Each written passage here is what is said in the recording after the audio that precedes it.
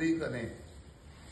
तो मैंने आपको बताया नीति आती है उत्तम खेती, मध्यम व्यापार, जघन्य चाकरी, भीख निवार। खेती को उत्तम कहा गया है क्योंकि खेती करने वाले किसान का पवित्र उद्देश्य होता है कि कोई भी जीव, कोई भी व्यक्ति भूखा ना रहे। वह इतना उदार होता है कि उसके खेत पर जाओ तो गन्ना भी मुफ्त में खिलाता है, उसके यहाँ चने भी मुफ्त मिलते हैं, उसके यहाँ फल सब्जियां मुफ्त मिल जाती हैं, वो गन्ने का रस गुड़ भी फ्री में खिला देता है। ऐसा काम व्यापारी और नौकर नहीं कर सकता है। और दूसरा, किसान इतना अच्छा होता है कि वह हमेशा किसी जीव को मारना नहीं चाहता। खेती करने में जीव मर जाए बात अलग होती है। आचार्य शांति सागर जी का प्रसंग आता है, शायद आप लोगों ने नहीं सुना होगा। शांति सागर जी जब घर में थे तो वो 7 घोड़ा उनका नाम था।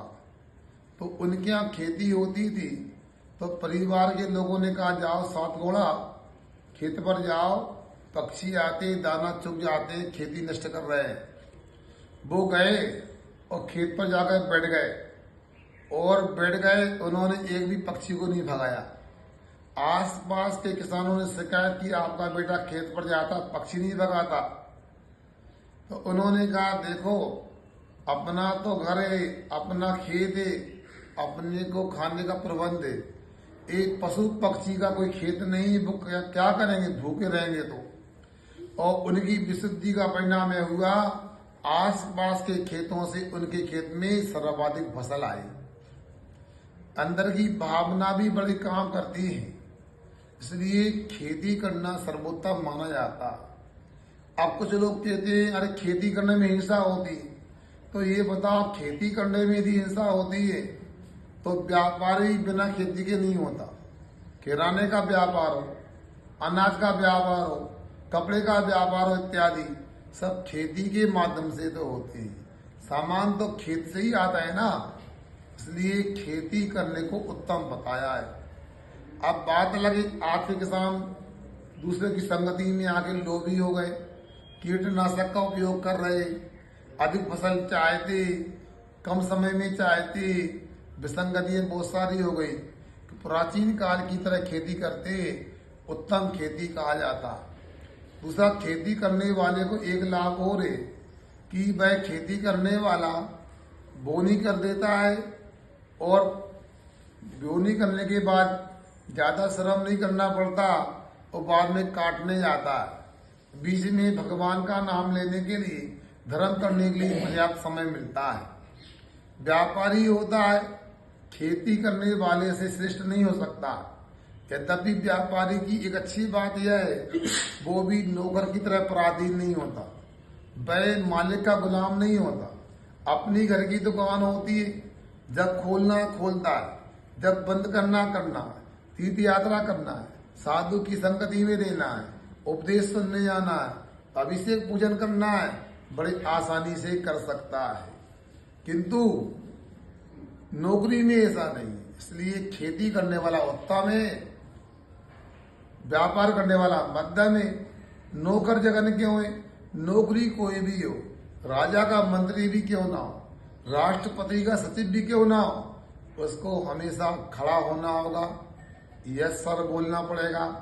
और बड़ी विसंगति यह है कि उसका समय ऐसा 1 मिनट भी लेट नहीं हो सकता। उज्जैन में अभी हम थे, कुछ बच्चे रेलवे में नौकरी करते हैं।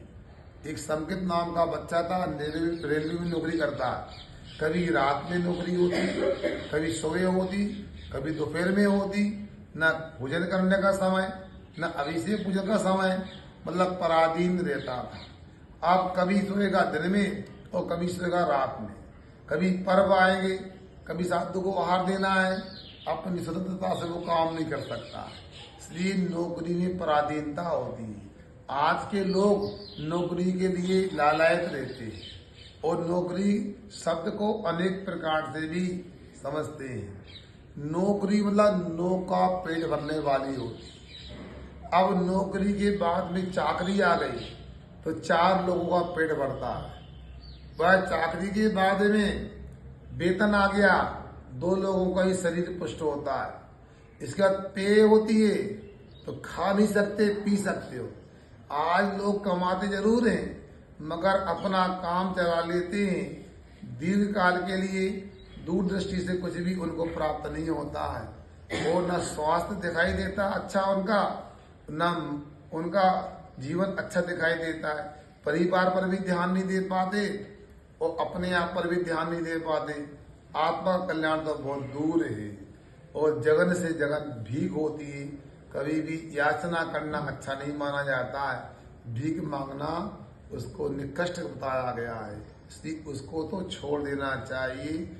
आज का विषय इतने ही लगते हैं कि अपने को यदि हो सके नौकरी ना करके खेती और व्यापार करते हैं तो जीवन में ज्यादा अच्छा हो सकता है, इसी से कल्याण हो सकता है। एक सुगत सूचना ये भी है कि कई लोग IITian बीटेक एमटेक करने के बाद नौकरी करने के लिए तैयार हुए हैं, और संदेव अपने वैज्ञानिक तरीके से खेती करते हैं।